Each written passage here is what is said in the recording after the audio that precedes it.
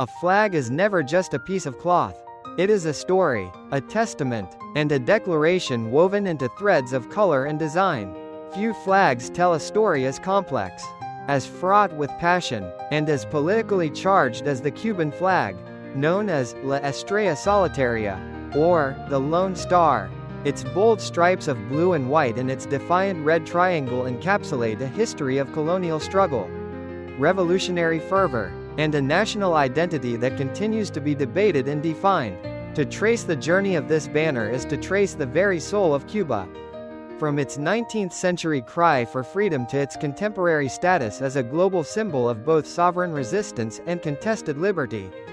The story of the Cuban flag begins not on the island itself, but in the bustling, revolutionary atmosphere of New York City in 1849. The flag was born from the mind of Narciso López, a Venezuelan-born general exiled for his efforts to overthrow Spanish colonial rule in Cuba. In a moment of visionary inspiration, López conceived of the design, which was then brought to life by the poet Miguel Terbay Tolón. The first flag was hand-stitched by Tolón's wife, Amelia, creating a tangible artifact of a dream yet to be realized. The symbolism they imbued in the design was a direct reflection of the era's political currents and Masonic ideals. The three blue stripes represented the three military departments into which Spain had divided the island: Western, Central, and Eastern. The two white stripes signified the purity of the patriotic cause and the virtue of the Cuban people. The red triangle, a powerful Masonic symbol for liberty, equality, and fraternity, was chosen to represent the blood that must be shed to secure freedom. At the heart of this triangle, however, lay the flag's most telling and historically complex element, the single white star. In its conception, the Lone Star was not a symbol of Cuban isolationism, but of aspiration. López and his fellow conspirators were deeply influenced by the United States, and the star represented their desire for Cuba to be annexed and become a new star on the American flag. This annexationist origin is a crucial, often overlooked aspect of the flag's identity, revealing a vision of freedom that was initially tied to absorption by another power, not total independence. López would carry this banner on his filibustering expeditions to Cuba, and though his attempts to liberate the island failed, the symbol he created would outlive him, its meaning destined to be transformed. The flag's pivotal evolution came during the 10 Years' War, 1868 to 1878. Cuba's first major war for independence. The revolutionaries, known as the Mambises, needed a unifying banner, while another powerful flag had emerged, that of Carlos Manuel de Céspedes. The father of the homeland, it was López's design that was officially adopted by the Republic of Cuba in arms at the Guaymaro Assembly in 1869. In this act, the flag was ideologically reborn. The meaning of the Lone Star was radically reinterpreted. It no longer symbolized a desire to join the American Union but instead came to represent the shining ideal of a free, independent, and sovereign Cuban republic, a new star rising among the nations of the world. It was now a pure symbol of independence, sanctified by the blood of the Mambises who fought and died beneath it. When Cuba finally gained formal independence in 1902, La Estrella Solitaria was officially hoisted as the national flag, a powerful emblem of the hard-won struggle against Spain.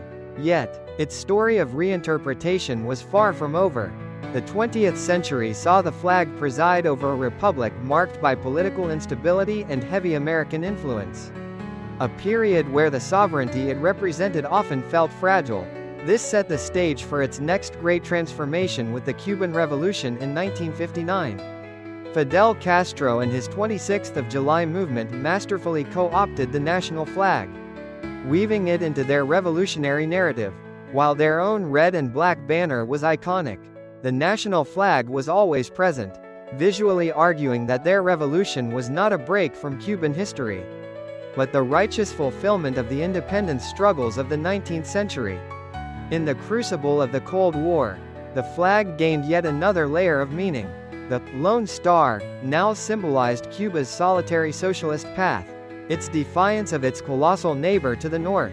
It became an international icon of anti-imperialism and resistance. Today, the Cuban flag exists in a state of powerful duality. On the island, it is an omnipresent symbol of the state, representing national unity, sovereignty, and the achievements of the revolution. It is flown from government buildings and brandished at state-sponsored rallies. Yet, for the millions in the Cuban diaspora and for dissidents on the island, the very same flag has become a symbol of a lost homeland and a potent tool of protest. When Cuban exiles wave the flag in Miami, or when artists and activists display it in defiance of the government, they are claiming it as their own. They argue that they are the true inheritors of its original ideals of liberty and fraternity, fighting for a Cuba free from the government that has adopted the flag as its own. This is the ultimate testament to the flag's power. Its journey from an annexationist banner created in exile to the standard of an independent republic, an icon of socialist revolution, and finally, a contested symbol of a divided nation, mirrors the story of Cuba itself. La Estrella Solitaria is not a static relic, it is a living document. A canvas onto which the past, present, and future of a people are continuously painted. Its colors speak of purity and sacrifice, its design of unity and ideals, and its lone star stands as a potent symbol of the enduring, complicated, and unfulfilled quest for a truly independent Cuba.